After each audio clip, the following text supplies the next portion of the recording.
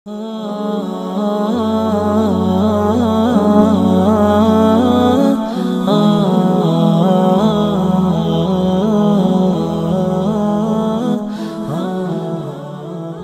الحمد لله نحمده ونستعينه ونستغفره ونؤمن به ونتوكل عليه من يهد الله فلا مضل له ومن يضلل فلا هادي له وأشهد أن لا إله إلا الله وحده لا شريك له وأشهد أن محمدا عبده ورسوله أما بعد فإن خير الحديث كتاب الله وخير الهدي هدي محمد صلى الله عليه وسلم وشر الأمور محدثاتها وكل محدثة بدعة وكل بدعة ضلالة وكل ضلالة في النار ثم أما بعد فأعوذ بالله من الشيطان الرجيم بسم الله الرحمن الرحيم إن الدين عند الله الإسلام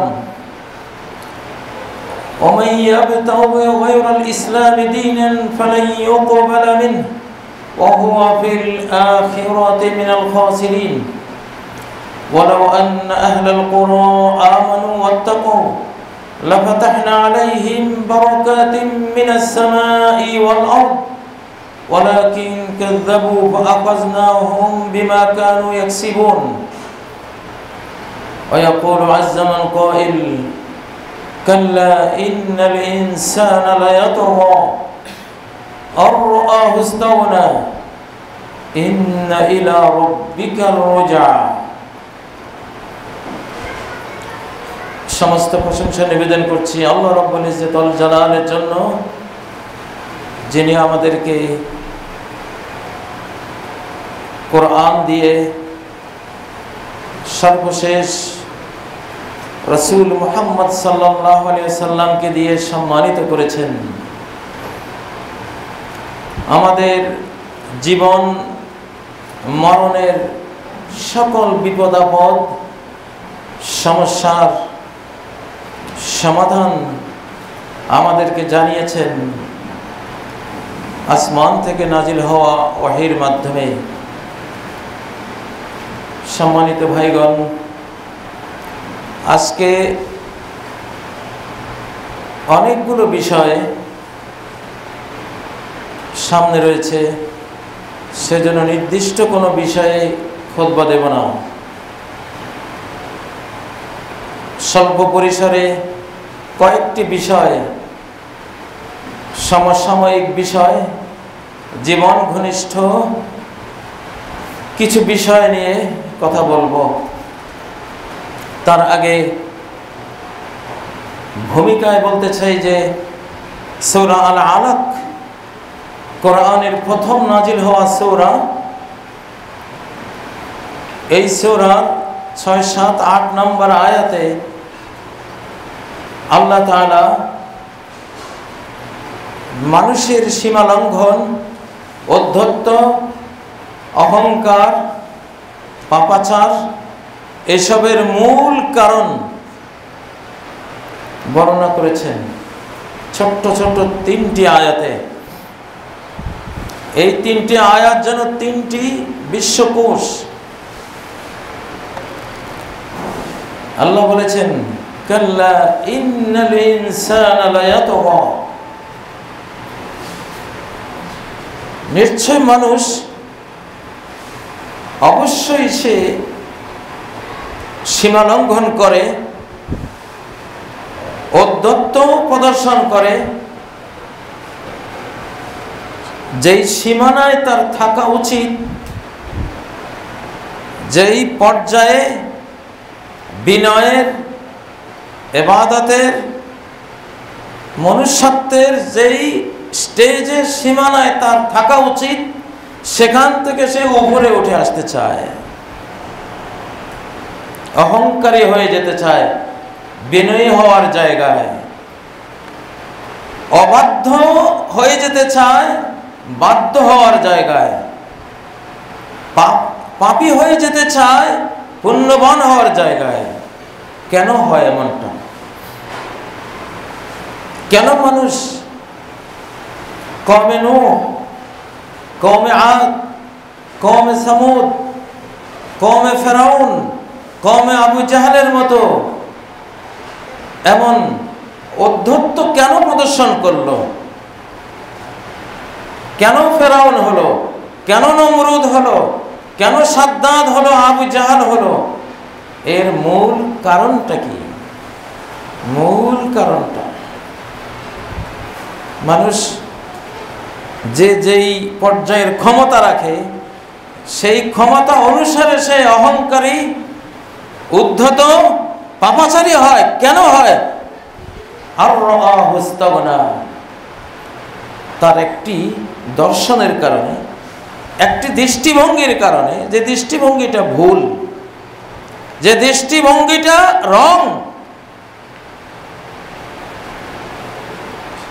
আর রাহুস্তাগনা, সে ভুলভাবে, অন্যায়ভাবে, মূর্খতা বশত মনে করে বসে, ধারণা করে বসে ইস্তাগনা, সে আল্লাহ থেকে এখন অভাবমুক্ত, আল্লাহর আর কোনো দরকার তার জীবনে নাই, আল্লাহ ছাড়াই সে এখন সব কিছু পারে।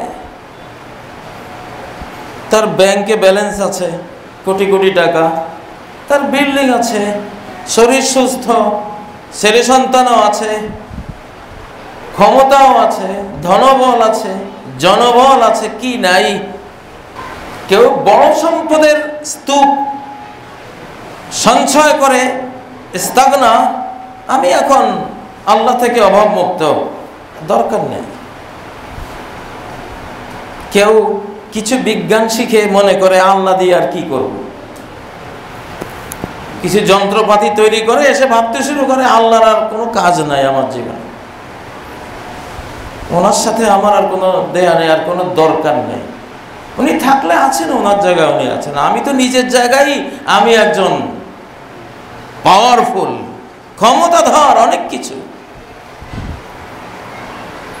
মুসা আলাইহিস সালাম যখন ফেরাউনকে বলল যে তুমি রব্বুল আলামিনের প্রতি ঈমান আনো, ফেরাউন বলল, ক্বালা ফিরআউন ওয়া মা রব্বুল আলামিন, মুসা রব্বুল আলামিন আবার কি? কি বলো, আমাকে দেখো না? আলাইসা লি মুলকু মিসর, মিশরের রাজত্ব আমার, দেখো না? ওয়াহাযিহিল আনহারু তাজরি মিন তাহতি, আমার পদতলে বয়ে যাচ্ছে নদীর পর নদী, ঝর্ণার পর ঝর্ণা, চোখে পড়ে না? আমাকে রেখে, আমাকে বাদ দিয়ে রব্বুল আলামিনের কথা বলো, মূর্খ কোথাকার। মুসা আলাইহিস সালামকে সে শাসালো,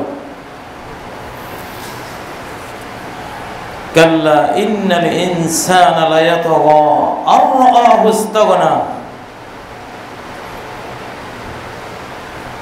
অনেকে নাস্তিক হয়, ধর্মত্যাগী হয়, কেউ বোরকা ফেলে দেয়।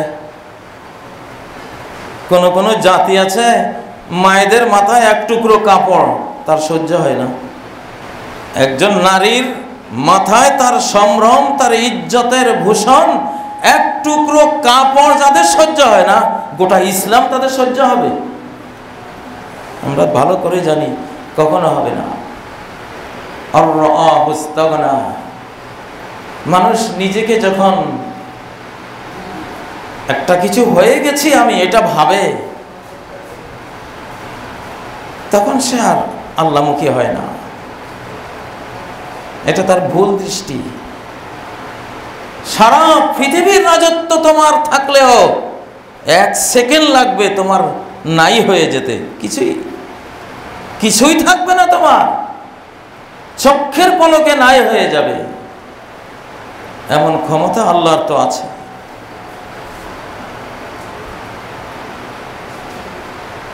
ইতিহাসে কত ঘটনা আমরা দেখেছি, এক পা দিয়ে আরেক পা দেওয়ার তৌফিক হয় নাই, আরেক পা তার প্রাসাদে দেওয়ার আগেই পড়ে গেছে, হার্ট অ্যাটাক করে, ব্রেন স্ট্রোক করে, অ্যাক্সিডেন্ট হয়ে চক্ষের পলকেরও আগে দুনিয়া ছেড়ে আখেরাতে বাড়ি জমায়।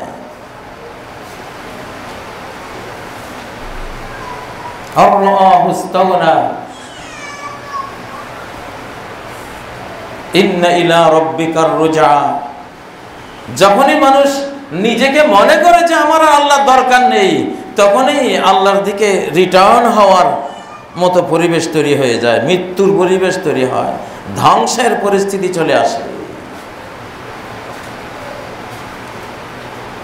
আজকের গোটা পৃথিবী, আমরা মানুষেরা এই পর্যায়ে চলে গেছি, অধিকাংশরাই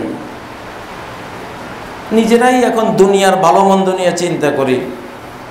আল্লাহর কোরআন খুলে দেখার কোনো প্রয়োজন, বিশ্ব যারা চালান তারা কয়জনে মনে করেন, কয়জনে ভাবেন? এক গ্রাম হবে না করোনার যেই বাহিনীটা সারা বিশ্বকে লকডাউনে ফেলে দিল, কোয়ারেন্টাইনে নিয়ে গেল, সোশ্যাল ডিস্টেন্সের মতো ভয়াবহ সামাজিক একটা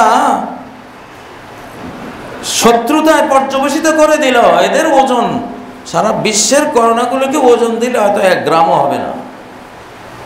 কিসের অহংকার মানুষের, কিসের ক্ষমতা মানুষের!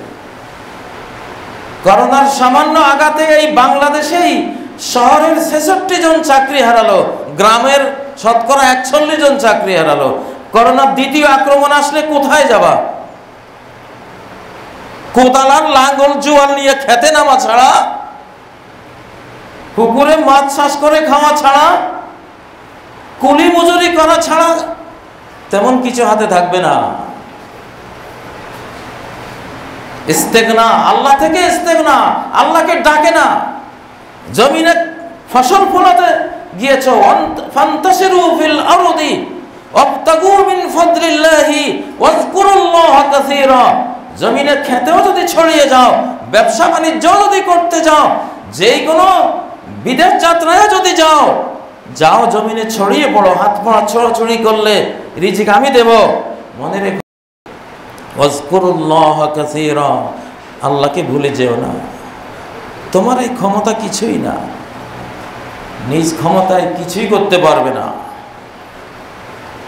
আমেরিকার একজন গাড়ি নির্মাতা কোম্পানি, মিনিটে একটা গাড়ি যার কারখানা থেকে বের হতো, এক টুকরো গোস্ত জীবনে হজম করতে পারেননি। বলেছিলেন কারখানার অর্ধেক দিয়ে দেব, এক টুকরো গোস্ত যদি আমাকে কেউ হজম করিয়ে দেওয়ার মতো কোনো ঔষধ বানিয়ে দিতে পারে। এই বাংলাদেশেরই একজন অনেক বড় ধনী, 1 নম্বর ধনী, মৃত্যুর সময় একটু মসুরের ডাল খেয়ে খেয়ে কবরে চলে গেছে। সারা মাসে 200-300 টাকার বেশি খেতে পারেননি।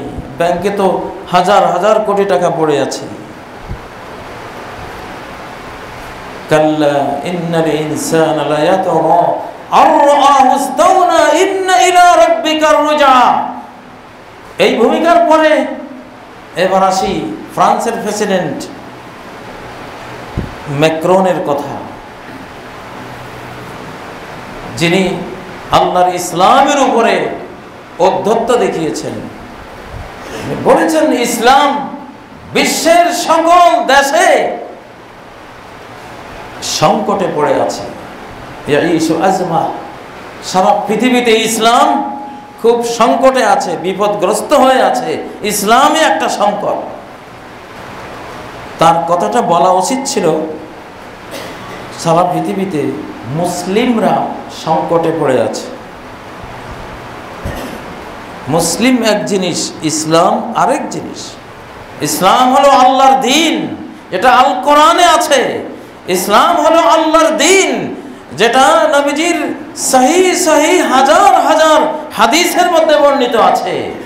এর একটি বর্ণ বিসর্গ সংকটে পড়ে থাকে নাই, সংকটে নাই। সূর্য যেমন কোনো সংকটে নাই, ইসলামও কোনো সংকটে নাই।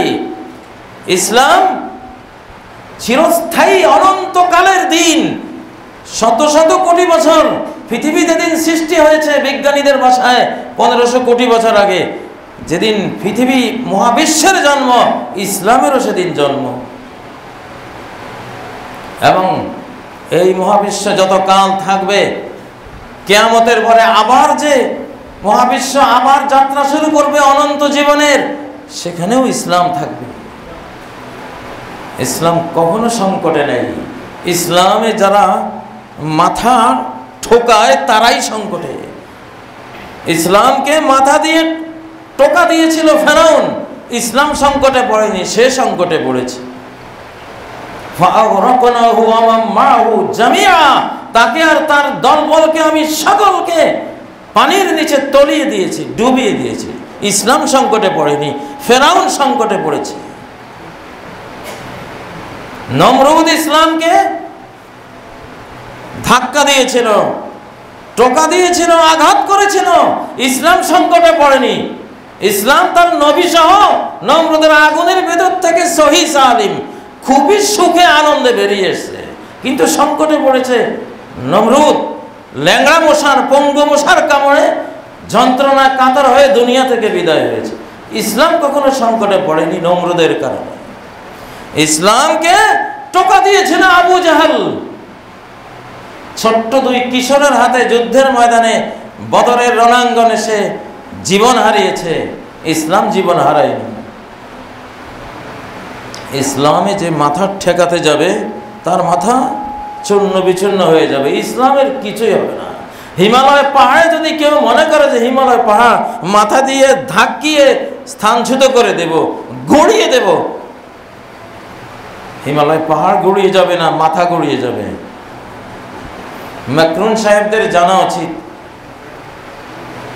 উক্তি করতে একটু জ্ঞান চর্চা করে উক্তিটা করতে হবে। ইসলাম কখনো সংকটে নাই। ইসলাম আল্লাহর দ্বীন। আল্লাহু মুতিম্মু নূরিহি ওয়ালাউ কারিহাল কাফিরুন। আল্লাহ তার নূরকে, ইসলামকে পরিপূর্ণ করবেন, পরিপূর্ণ রাখবেন, যতই অবিশ্বাসীরা এটাকে অপছন্দ করুক, ইসলামকে কিছুই করতে পারবে না। একজন ইহুদি হারুনুর রশিদের সময়ে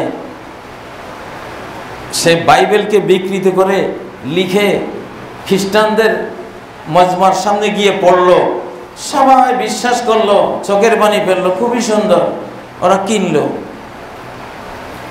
আবার ওল্ড টেস্টামেন্ট তাওরাত কিতাবকে বিকৃত করে লিখে ইহুদিদের সমাজে গেল, পড়লো, ওরা কেউই বিকৃতিগুলি ধরতে পারলো না, ওরা মনে করলো ঠিকই আছে সবকিছু। কোরআনকে একটু ভুলভাবে লিখে কোরআনের কিছু ছাত্রদের সামনে গিয়ে পড়লো,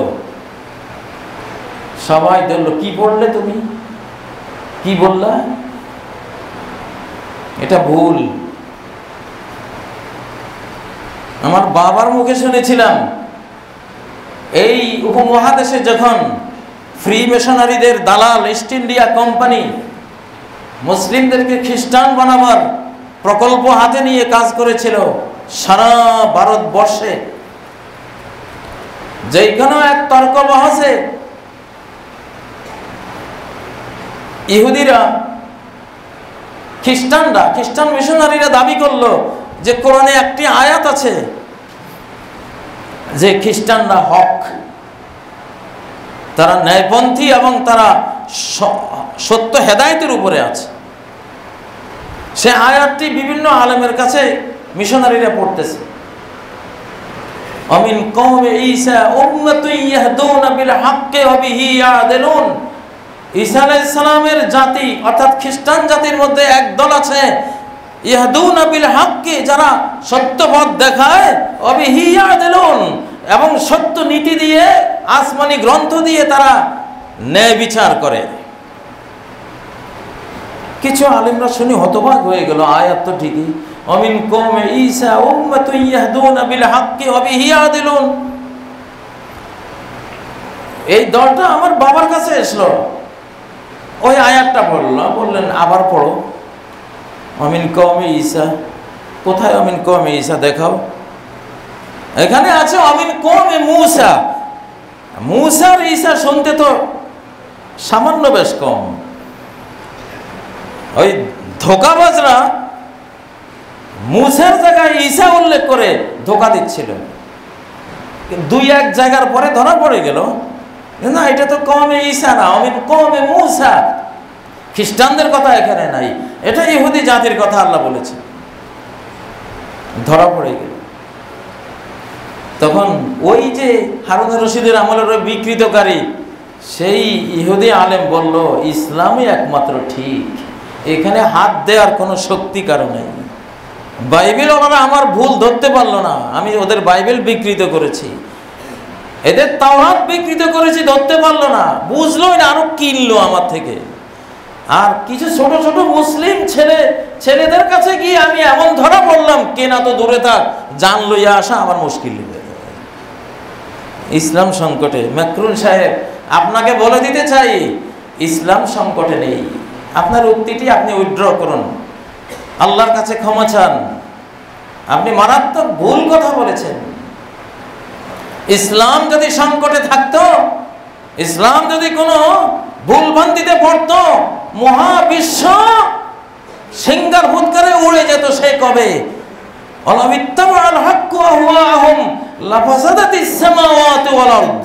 আল্লাহ যদি ওদের মন মতো কিছু নাজিল করে ইসলামকে বিকৃত করে তাদের সামনে উপস্থাপন করতেন, তাদের কুপ্রবৃত্তির অনুকরণ করতেন, আসমান জমিন কবে ধ্বংস হয়ে যেত, বরবাদ হয়ে যেত, সৃষ্টি জগতেই থাকতো না।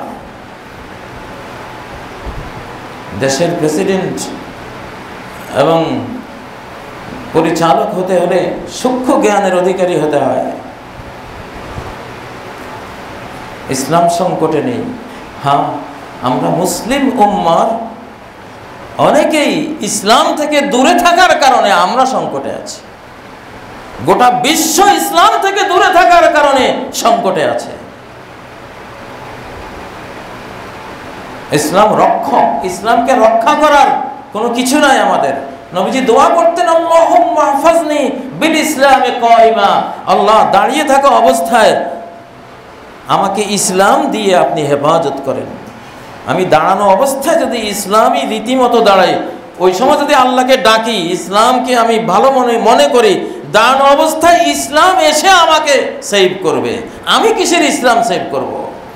ওয়াহফাজনি বিল ইসলামে কায়দা, আমি যখন বসে থাকব ইসলাম দিয়ে বসা অবস্থায় আপনি আমাকে রক্ষা করেন। ইসলাম দিয়ে বসা অবস্থায় কেউ যদি আল্লাহকে ডাকে, ইসলাম মতো সে যদি থাকে, ইসলাম তাকে হেফাজত করবে।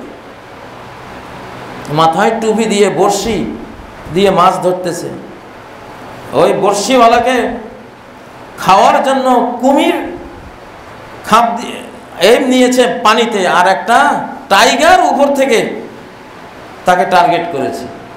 ডাঙ্গায় হলো টাইগার, পানিতে হলো কুমির। টাইগার যখন তাকে ধরার জন্য ঝাঁপ দিল, তার মাথায় উঁচু টুপি ছিল। টাইগার ওই টুপিকে মাথা মনে করেছিল, মাথার অংশ ভেবেছিল।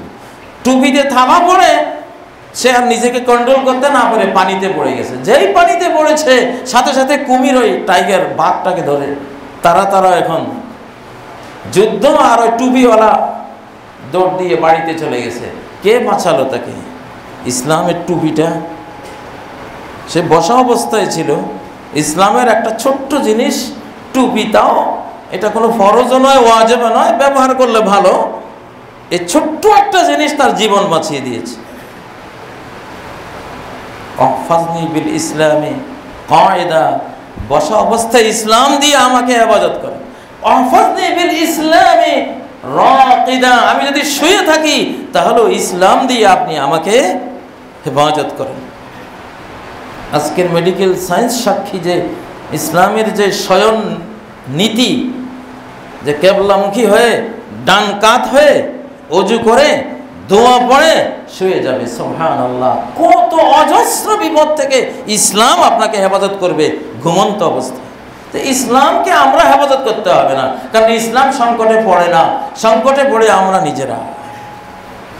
সম্মানিত ভাইগণ, ম্যাকরুন সাহেবদের এই উক্তিগুলির জন্য আমরা মুসলিমরা দায়ী। তারা ইসলাম মনে করে আমাদেরকে, তারা তো কোরআন পড়ে না, হাদিস পড়ে না, ওরা আমাদেরকে ইসলাম ধর্মের প্রতিনিধি ভেবে আমরা আচরণ করি, এটাকেই তারা ইসলাম মনে করে। অথচ আমরা জানি আমাদের মুসলিমদের মধ্যে কত পার্সেন্ট আমরা ইসলামকে ফলো করি। আমাদের স্বভাব চরিত্র দেখেই তো একজন মনীষী বলেছিলেন, ইউরোপে ইসলাম দেখেছি, মুসলমান দেখি নাই, আর এশিয়ায় এসে মুসলমান দেখেছি, ইসলাম দেখি নাই। এশিয়ায় মুসলমান আছে, ইসলাম কয়জনের কাছে আছে? একজন নারীকে উলঙ্গ করে বিভৎসতম বেইজ্জত করে এইভাবে ছবি তোলে, সেই মুসলমান। এটা কাফেরের কাজ। মান তাশাব্বাহা বিকওমিন ফাহুয়া মিনহুম। কোন বেঈমান কাফের মুসলিম নারীকে এভাবে নির্যাতন করার প্রয়াস অতীতে চালিয়েছিল, তাও এত বিভৎস নয়। আমাদের ইসলামী সমাজে কেউ থেকে যদি সেই কাজ করে, সে তাদেরই একজন। মান তাশাব্বাহা বিকওমিন ফাহুয়া মিনহুম, সে তাদেরই একজন।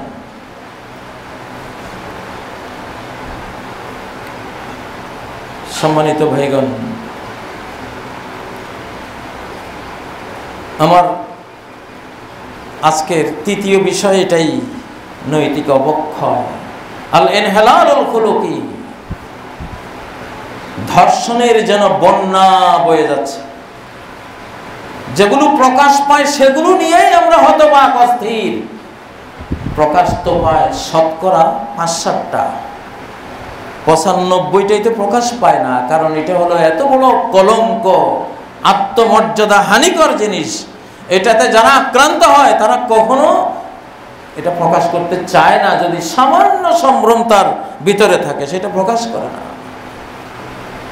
যেই মহিলাকে নিয়ে সারা বাংলাদেশ তোলপাড় হলো, তিনিও তো প্রকাশ করেননি। ১ মাস পরে ওই সন্ত্রাসীরাই প্রকাশ করলো। তাহলে অপ্রকাশিতই থেকে যায় হাজার হাজার ঘটনা। এজন্য করোনা আবার আসবে। জুন্দুর রহমান, করোনারা হলো সরাসরি রহমানের বাহিনী, এরা আবার আসবে। সাইক্লোন, এটা মিন জুন্দির রহমান, রহমানের সৈন্যবাহিনী সাইক্লোন। যেই ম্যাক্রন সাহেব ইসলাম সংকট আছে বললেন, বলার ২-১ দিনের মধ্যেই ওনার ফ্রান্সের, ইটালির কি অবস্থা। ঘূর্ণিঝড় অ্যালেক্সের মাধ্যমে আমি নিজে দেখলাম, বিল্ডিং, ঘর বাড়ি, রাস্তাঘাট সব উড়িয়ে নিয়ে যাচ্ছে, পানিতে ভেসে চলে যাচ্ছে সব। ইসলাম সংকটে পড়েনি ফ্রান্স, এবং ফ্রান্সের প্রেসিডেন্ট সাহেব সংকটে পড়েছে। নৈতিক অবক্ষয় আমাদের সমাজে এমন এক পর্যায়ে চলে গেছে, আমাদের উঠতি প্রজন্ম যেন পাগল হয়ে গেছে, উন্মাদ হয়ে গেছে, উন্মাতাল। ওরা পাগল, ওরা ম্যাড। এখন কোরআন এটাকে জুনুন বলেছে, এটা পাগল, এটা ব্যাধিগ্রস্ত। ফায়াতমা আল্লাযী ফী কলবিহি মারাদ। নারীরা একটু নরম ভাষায় কথা বললে, যার অন্তরে জিনা, ধর্ষণের রোগ আছে, ব্যাধি আছে, ডিজিজ আছে, সে ধর্ষণের জন্য চিন্তা করে বসবে। এই জন্য বলছে মহিলারা পুরুষদের সাথে কথা বললে খসখসা ভাষায় বলো, নিরস ভাষায় বলো, রসালো করে বলো না। ফালা তাখদানা বিল কওলি, কথা এমন দুর্বলভাবে বলো না যে তুমি নিজেকে সঁপে দিচ্ছ তার হাতে, না। কথাটা পাওয়ারফুল ভাবে বলবা, যেন ও ভয় পায় যে না, সাংঘাতিক মহিলা। কোরআনের শিক্ষা। একটা জাতি যখন যৌন উন্মাদনায় পাগল হয়ে যায়, একটা প্রজন্ম যখন উন্মাতাল হয়ে যায়, তখন ধ্বংসের নির্দেশ আল্লাহ থেকে আসে। সূরা আল হিজরে আল্লাহ বলেছেন, বহু জাতি কওমে লূতকে এভাবে ধ্বংস করে দিয়েছেন। ধ্বংসের সকল আয়োজন এখন প্রস্তুত দেখতে পাচ্ছি। আপনারা এই অবক্ষয়ের মূল কারণটা কি? একেবারে মূল কারণ, হেকিমি স্টাইলে চিকিৎসা করতে হবে। হেকিমরা একজন মানুষের জ্বর, কাশি, সর্দি, গায়ে ব্যথা, ফুলা, আরো কত কি, ওরা ৬টা রোগের জন্য ৬টা ওষুধ দেবে না। হেকিমি শাস্ত্র, ইসলামিক চিকিৎসা শাস্ত্রে ৬টা রোগ দেখা দিলে ৬টা ওষুধ কখনো দেবে না। ওরা বুঝতে চেষ্টা করবে এই ৬টা রোগ একটা বড় কারণে তৈরি হয়েছে, সেই মূল কারণটা কি। ওরা রুটে ঢুকে একটা ওষুধ দেবে, একটা ওষুধে আপনি সেরে যাবেন। আর এলোপ্যাথিকে জ্বরের জন্য একটা ওষুধ, কাশির জন্য একটা, ব্যথার জন্য একটা, ফুলে গেছে ওটার জন্য আরেকটা। ওরা মূল কারণের কোনো চিকিৎসা ওরা দেবে না, কারণ ওদের ব্যবসা নষ্ট হয়ে যাবে। অনেক ডক্টর আমার উপরে খেপে যাবেন। আমাকে একজন ডক্টর বললেন, আমেরিকায় উনি 20 বছর ছিলেন, তো বিশ্বস্ত সূত্রে ওই ডক্টর রশিদ সাহেব আমার বন্ধু, উনি বললেন যে ওরা ওষুধ বানাবার সময় এমনভাবে বানায় আপনি যাতে ফুল নিরাময় না হতে পারেন, কারণ নিরাময় যদি ফুল হয়ে যান তার কোম্পানি চলবে কি করে, আপনি তার ওষুধ খাবেন না। এই জন্য কোম্পানিও বাঁচুক, আপনিও কোনো মতে রোগ ব্যাধি, ডায়াবেটিস সারা জীবন, হাই প্রেশার সারা জীবন, ওষুধ খেতে হবে। আমার যে ভাগ্য ভালো, আমি একদিন গিয়েছিলাম একজনের কাছে, উনি আমাকে ট্যাবলেট ধরিয়ে দিলেন, একটু প্রেশার কেন জানি বাড়তি হয়েছিল। উনি বলেন, হুজুর এখন থেকে সারা জীবন।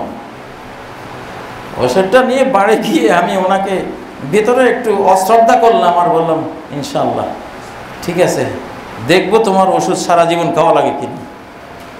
2-3টা ট্যাবলেট খেয়ে ফেলে দিয়ে একটা নারিকেল তেল খেলাম, একবারে নিজেদের তৈরি, যে এই নারিকেল গাছ, এই নারিকেল তেল হরমোনগত ভারসাম্য তৈরি করে গোটা দেহকে এত সুন্দর পরিচালনা করে, দেহের মধ্যে এই জাতীয় সমস্যা তৈরি হয় না। আমি ওর পর থেকে আমি একটা ট্যাবলেটও খাইনি। আমার যেই হাই প্রেশার যখন মাপি 120/80, আলহামদুলিল্লাহ। কিন্তু ওনার কথা বললে আমাকে ট্যাবলেট ধরিয়ে দিয়েছিলেন, কোম্পানি বাঁচাবার ট্যাবলেট। এটা আমি কোনো ডক্টরি শাস্ত্রের দুর্নাম করছি না। পৃথিবীটা এখন অনৈতিক হয়ে গেছে, তো অনৈতিকতা সবখানে ঢুকে গেছে, সবখানে। পৃথিবীতে এমন কোন রোগ নাই যার চিকিৎসা নাই। যারা বলেন নাই তারা মিথ্যুক, তারা মিথ্যাবাদী। নবীজি নিজে বলছেন, বুখারীর হাদিস, মা আনজালাল্লাহু দাআন ইল্লা আনজালা লাহু দাওয়াআন। আল্লাহ এমন কোন রোগ নাজিল করেননি যার কোনো চিকিৎসা নাজিল করেন। ফাইজা আসাবাদ দাওয়াউ দাআ বারাআ বিইজনিল্লাহ। ঔষধ যদি ঠিকমতো রোগের উপরে পড়ে আল্লাহর হুকুমে ভালো হয়ে যাবে। হাকিম সাহেবরা বলেন, আপনারা সপ্তাহে 4 দিন পাকা পেঁপে খালি পেটে খান, কোনো ডায়াবেটিস থাকবে না। ডায়াবেটিসের 14 গোষ্ঠী সাফ হয়ে যাওয়ার মতো ঔষধ, লতা পাতা, ফল ফলা দিতে আল্লাহ রেখে দিয়েছেন। আলাইকুম বিআলবানিল বাকর ফাইন্নাহা তারুম্মু মিন কুল্লি শাজার। যে তোমরা গাভীর দুধ পান করো, এটা সকল গাছ, ঘাস, তৃণলতা খায়, অতএব লাবানুহা শেফাউন, গাভীর দুধ সকল লোকের শেফা, নিরাময়। যেহেতু সকল পাতালতা ঘাস সে খায়, কোন রোগের কোন ওষুধ কোন পাতাতে আছে, কোন ঘাসে আছে, তার পেটে গেলে তো ওই রোগ সারবে তার দুধ পান করলে। যাই হোক, অন্য বিষয়, চিকিৎসা অবশ্যই আছে। দেহের রোগের চিকিৎসা আছে, মনোরোগের চিকিৎসা ইসলামে আছে, সামাজিক রোগের চিকিৎসা আছে, বৈশ্বিক রোগের চিকিৎসা আছে, সব রোগের চিকিৎসা ইসলামে আছে। এখন আমাদের যে তরুণ প্রজন্মকে আমরা অধিকাংশদের পাগল বানিয়ে দিচ্ছি।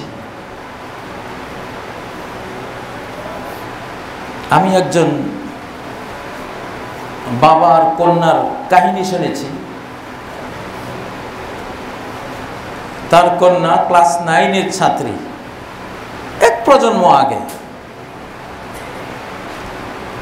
সাইনবোর্ডগুলি রাস্তা দিয়ে বাবা তার মেয়েকে নিয়ে যেত, যাওয়ার সময় বিভিন্ন সাইনবোর্ডে যা লেখা থাকতো ইংরেজিতে, বাংলায়, বাবা ওগুলি মেয়েকে পড়াতো, মেয়ের জ্ঞান বাড়ত।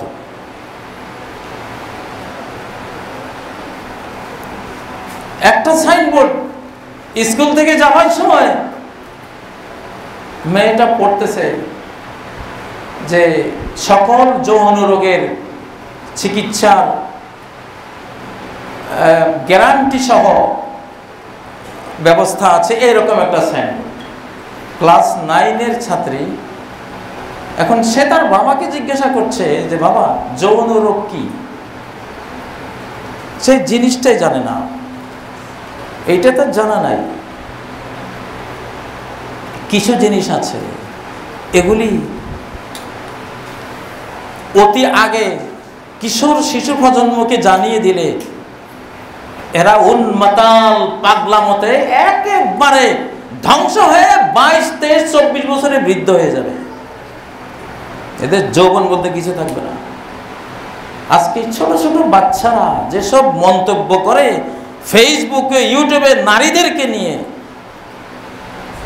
প্রাইভেট বিষয় নিয়ে, এটা তো আমরা বুঝতে 40 বছর পার হয়ে গেছে। আমরা একটা জীবন পার করেছি,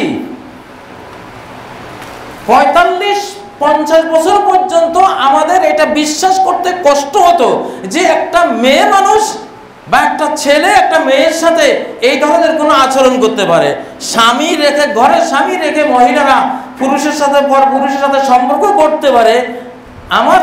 আমাদের জীবনের 45-50 বছর পর্যন্ত এটা আমরা বিশ্বাস করতাম না, কেউ বললে উড়িয়ে দিতাম। এটা কিভাবে সম্ভব? আমরা মা জাতিকে মনে করতাম অসহ্য স্পর্শা।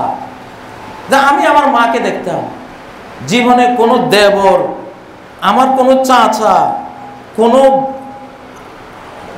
আমার বাবা গোষ্ঠীর কেউ ওনাকে দেখা তো দূরে থাকুক, ছায়াও কোনোদিন দেখে নাই। তা আমরা তো ওই মায়ের কোলের মানুষ। আমরা যে দাদি, যে নানীদেরকে আমরা দেখেছি, আমরা তাদের কাহিনী শুনেছি, তার জমিন রেজিস্ট্রেশন করতে হবে, একটা আঙ্গুলের টিপ দিলে জমিনটা তার হয়ে যাবে, দলিল হয়ে যাবে, 1 একর জমি, কোটি টাকার সম্পদ। সে বলল আমার দরকার নেই, আমি পারবো না। পুরুষ মানুষদের সামনে এইভাবে গিয়ে টিপ দিয়ে এটা আমি হবে না। খোরাসান আফগানিস্তান অঞ্চলের বিখ্যাত ঘটনা, স্ত্রী আদালতে মামলা দিয়েছে স্বামীর বিরুদ্ধে যে স্বামী আমার মোহরানা 500 দিরহাম কম দিচ্ছে, বিচারক আপনি আমার মোহরানা আমাকে দিয়ে দেন। স্বামীও গেল, স্ত্রীও গেল।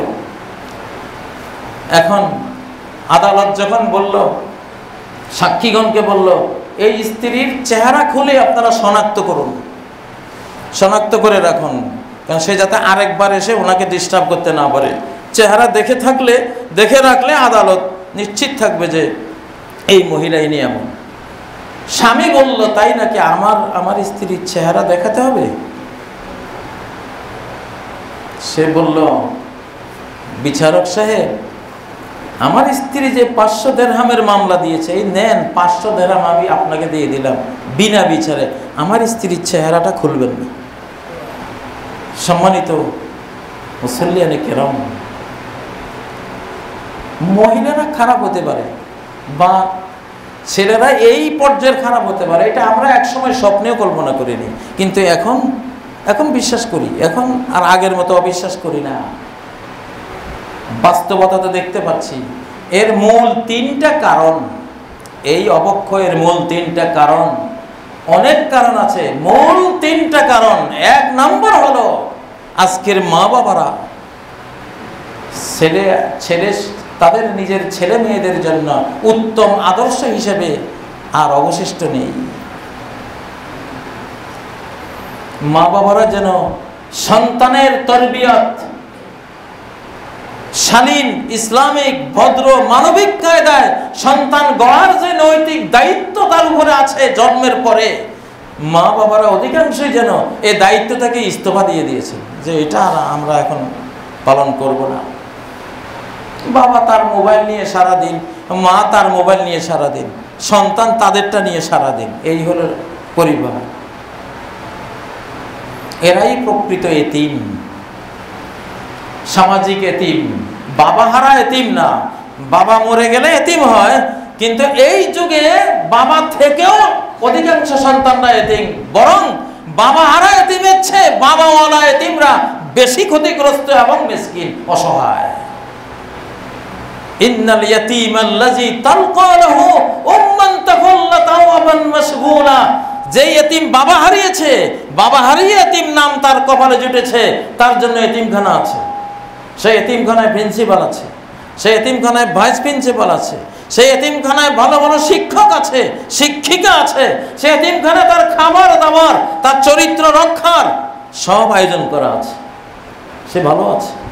কিন্তু যেই ছেলের মাও বেঁচে আছে, বাবাও বেঁচে আছে, তার বাড়িও আছে, সেই ছেলের তো আর আলাদা কোনো প্রিন্সিপাল নাই, ভাইস প্রিন্সিপালও নাই, শিক্ষকও নাই, তার নৈতিকতা রক্ষার আর কে আছে? তার কপালে জুটেছে কাজের বুয়া, গৃহ পরিচারিকা। মা চলে গেছে চাকরিতে, বাবা তো চাকরিতে যাবে, ব্যবসায় যাবে, অথবা ঘরে এসে দুইজন দুই জগতে ব্যস্ত। ছেলে মেয়েদের কে খোঁজ খবর নেয়? আক্ষেপ আমাদের জন্য। আমাদের মা বাবারা দায়িত্ব থেকে ইস্তফা দিয়েছে, এখন আর সন্তান লালন পালনের দায়িত্ব মা বাবার নাই।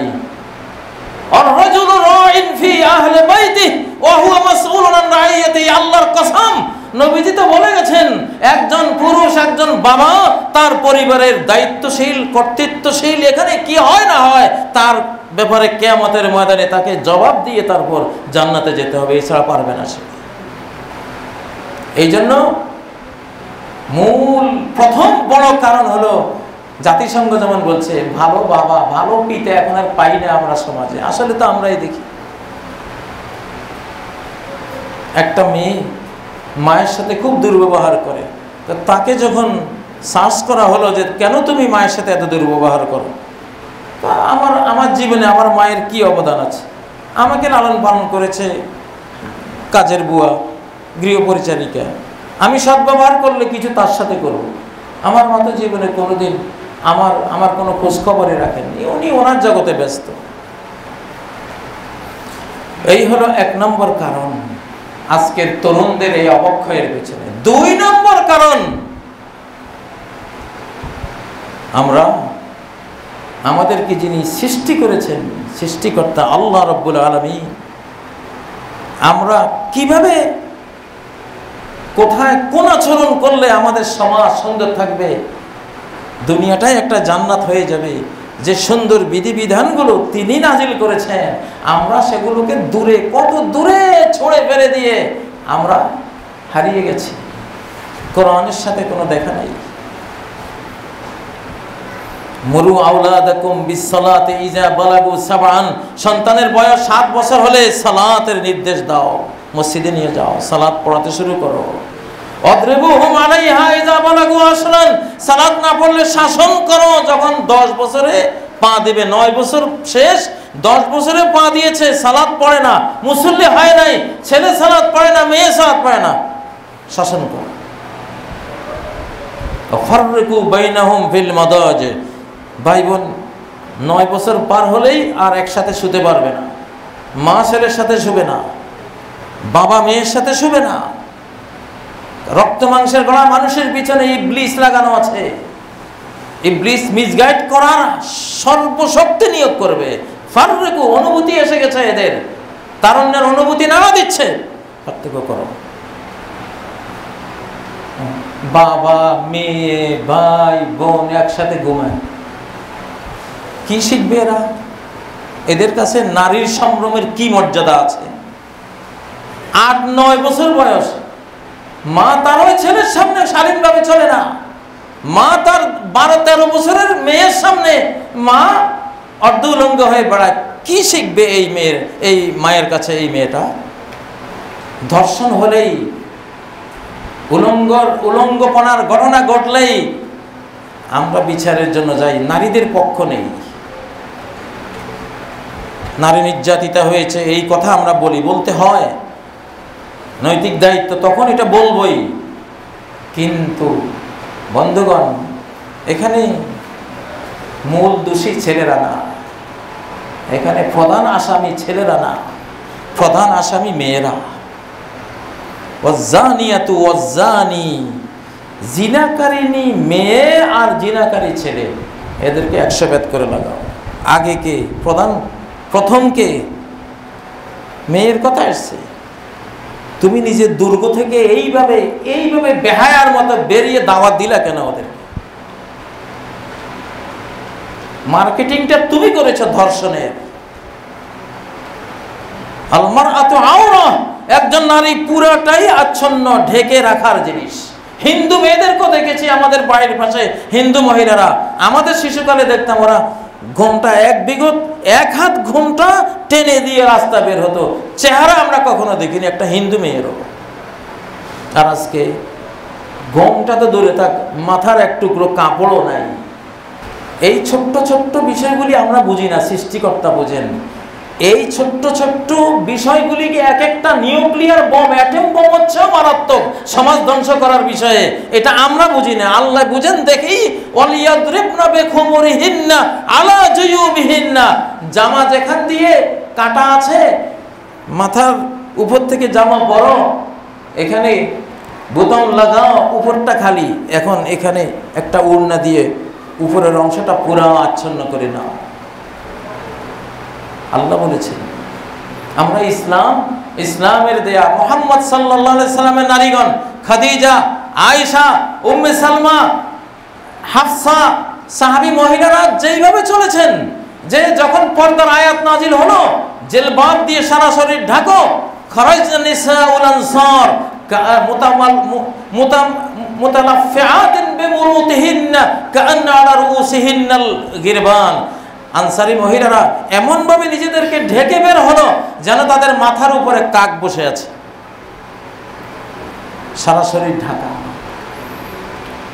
ইসলামী এই শিক্ষাটা না দেওয়ার কারণে এই অবস্থা হয়েছে।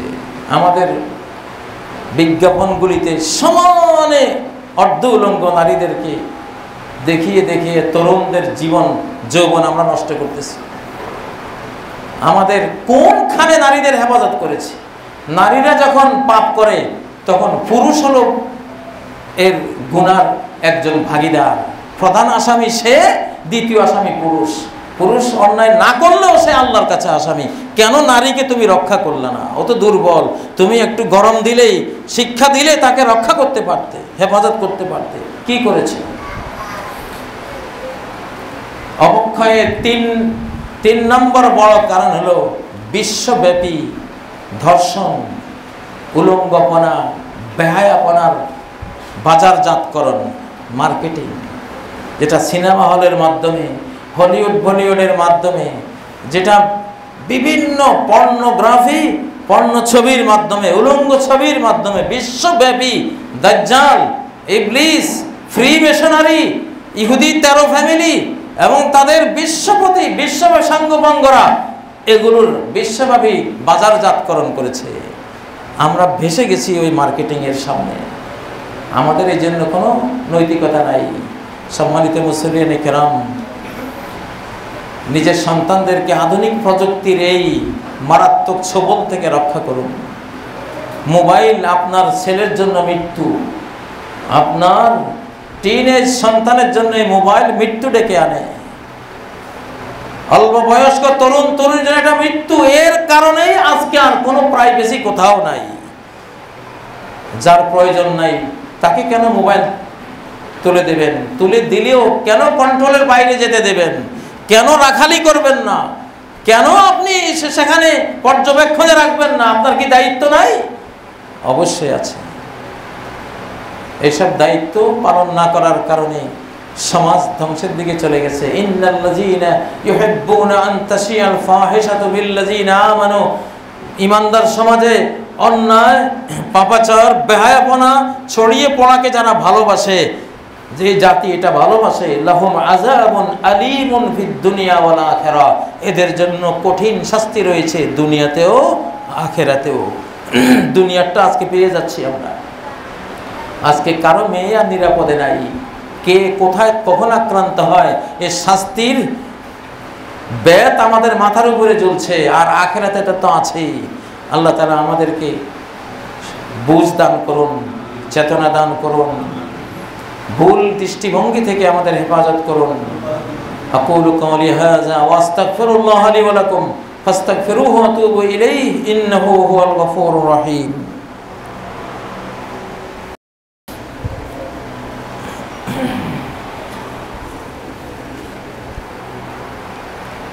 আলহামদুলিল্লাহ, আলহামদুলিল্লাহি রাব্বিল আলামিন, الذي نزل الفرقان على عبده ليكون نذيرا وبشيرا للعالمين ثم أما بعد فأعوذ بالله من الشيطان الرجيم بسم الله الرحمن الرحيم إن الله وملائكته يصلون على النبي يا أيها الذين آمنوا صلوا عليه وسلموا تسليما اللهم صل وسلم وبارك على عبدك وحبيبك محمد وعلى آله وصحبه أجمعين اللهم صل على محمد وعلى آل محمد كما صليت على إبراهيم وعلى آل إبراهيم إنك حميد مجيد اللهم بارك على محمد وعلى آل محمد كما باركت على إبراهيم وعلى آل إبراهيم إنك حميد مجيد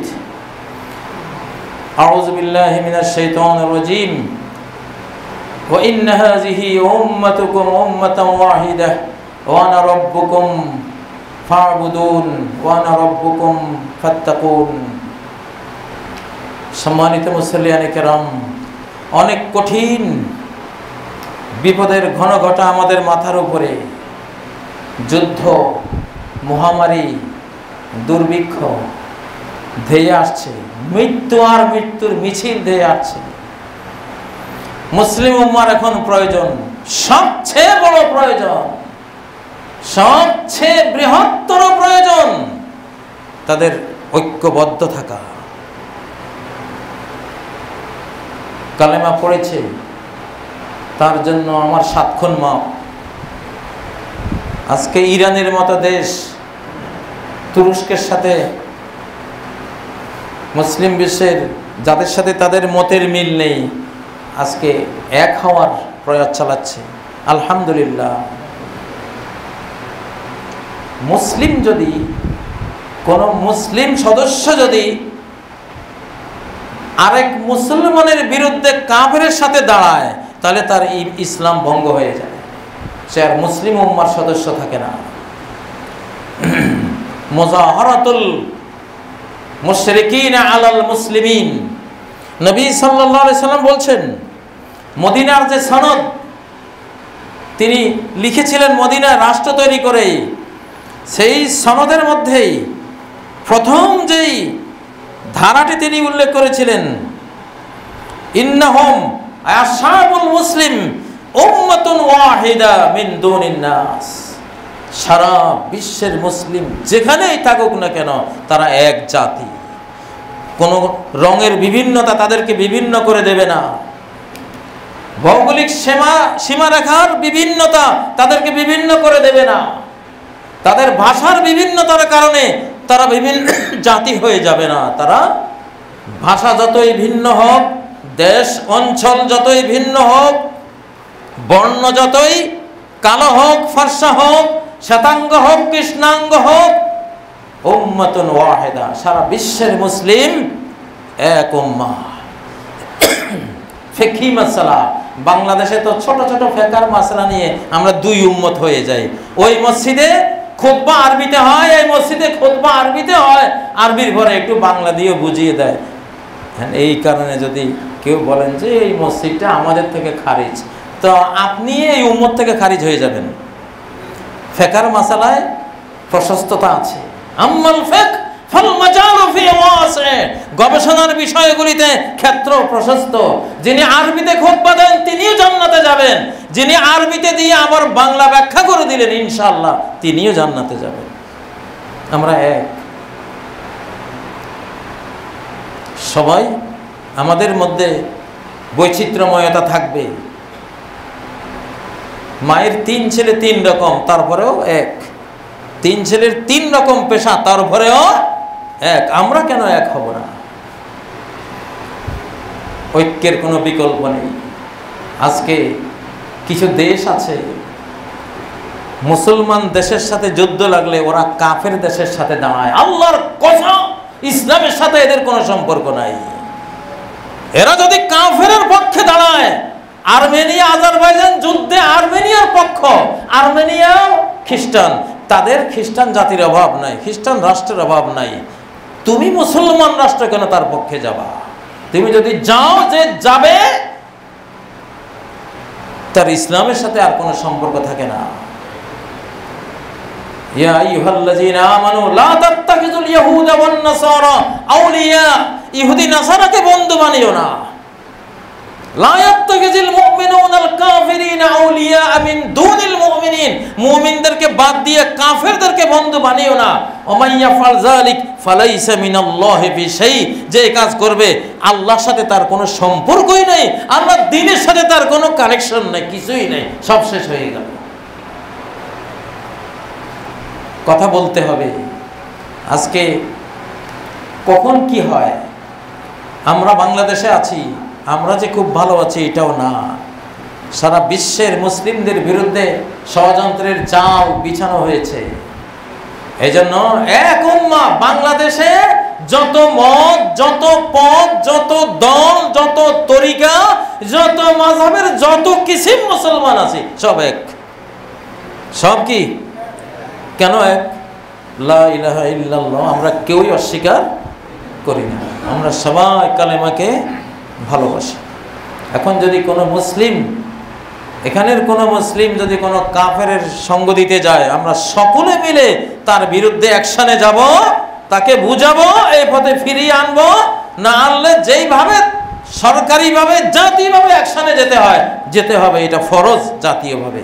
ফাকাতিলুল্লাতী তাবগি হাত্তা তাফিয়া ইলা আমরিল্লাহ, ইসলামের সূরা হুজুরাতের মধ্যে আল্লাহ তাআলা 10 নম্বর আয়াতে বিস্তারিত বর্ণনা করেছেন, যদি কোনো মুসলিম কাফেরের পক্ষ নেয়, অমুসলিম রাষ্ট্রের পক্ষ নিয়ে মুসলিম রাষ্ট্রের ক্ষতি করতে যায়, তখন ওই রাষ্ট্রের বিরুদ্ধে সবাই ঝাঁপিয়ে পড়ো। তোমরা কতক্ষণ তার সাথে যুদ্ধ করো, ওই মুসলিমটার বিরুদ্ধে যুদ্ধ করো, হাত্তা তাফিয়া ইলা আমরিল্লাহ, আল্লাহর নির্দেশের দিকে ফিরে আসা পর্যন্ত ওর সাথে যুদ্ধ চালাও।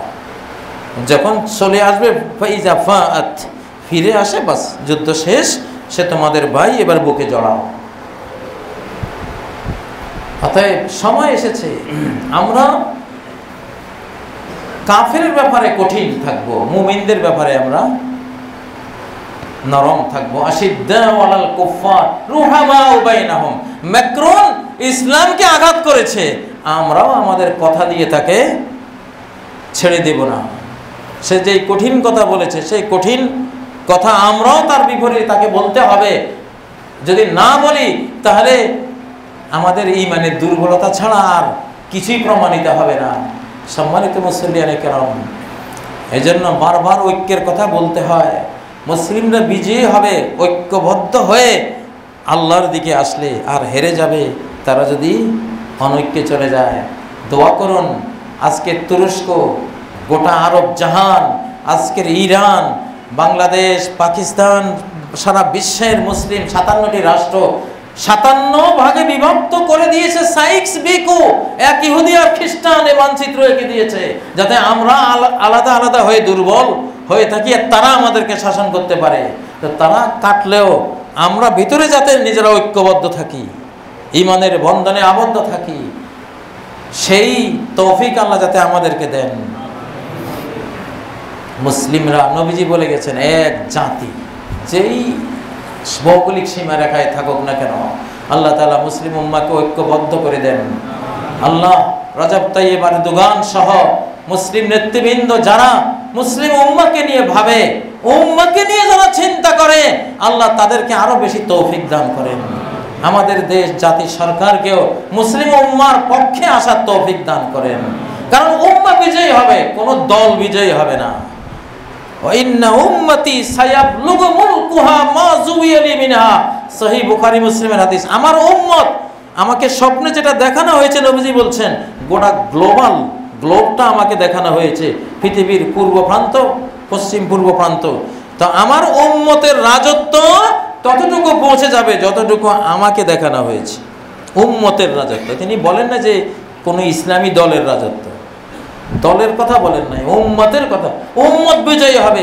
কাইফা তাহলিকু উম্মাতুন আনা আউয়ালুহা ওয়াল মাসীহু আখিরুহা ওয়াল মাহদিয়্যু আওসাতুহা, ওই উম্মত কিভাবে ধ্বংস হতে পারে যার প্রথম ব্যক্তি আমি, শেষ ব্যক্তি ঈসা আলাইহিস সালাম, মাঝখানের ব্যক্তি ইমাম মাহদী আলাইহিস সালাম। এই উম্মত কিভাবে ধ্বংস হতে পারে? উম্মাহ, ইন্নাল্লাহা ইয়াবআস লিহাযিল উম্মাহ, এই উম্মার জন্য প্রতি 100 বছরের মাথায় আল্লাহ তাআলা এমন ব্যক্তিবর্গ পাঠাবেন যারা এই দ্বীনকে পুরা নবায়ন, রিনিউ, শক্তিশালী করে দেবে উম্মাহ। এজন্য উম্মত বিজয়ী হবে, আমরা বিচ্ছিন্নভাবে কেউ বিজয়ী হতে পারবো না। আল্লাহ আমাদেরকে উম্মাহ কনসেপ্ট দান করুন, উম্মার চেতনা দান করুন, উম্মতকে নিয়ে ভাবার তৌফিক দান করুন। আল্লাহ তাআলা আমাদের মা বাবাকে ক্ষমা করেন, আমাদেরকেও ক্ষমা করেন, জীবিত মৃত সকল মুমিন মুমিনা মুসলিম মুসলিমাকে ক্ষমা করেন। আল্লাহ তাআলা বাংলাদেশকে হেফাজত করেন, বাংলাদেশের জাতি, সরকার, জনগণ, সর্বস্তরের জনগণকে রহমত করেন।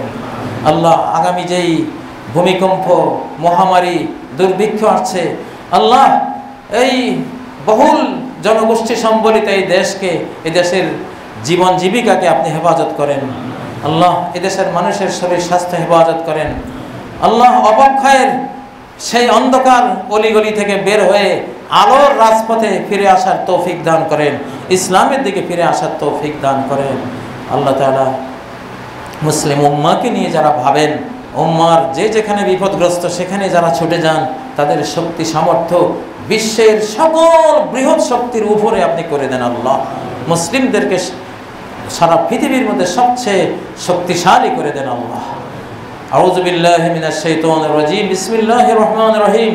ইন্নাল্লাহা ইয়া'মুরু বিল আদলি ওয়াল ইহসানি ওয়া ইতা'i যিল কুরবা ওয়া ইয়ানহা 'আনিল ফাহশাই ওয়াল মুনকারি ওয়াল বাগই ইয়া'iযুকুম লা'আল্লাকুম তাযাক্কারুন ওয়াযকুরুল্লাহা ইয়াযকুরকুম ওয়াদউহু ইয়াস্তাজিব লাকুম ওয়া লাযিকরুল্লাহি আকবার ওয়াল্লাহু ইয়া'লামু মা তাসনাউন।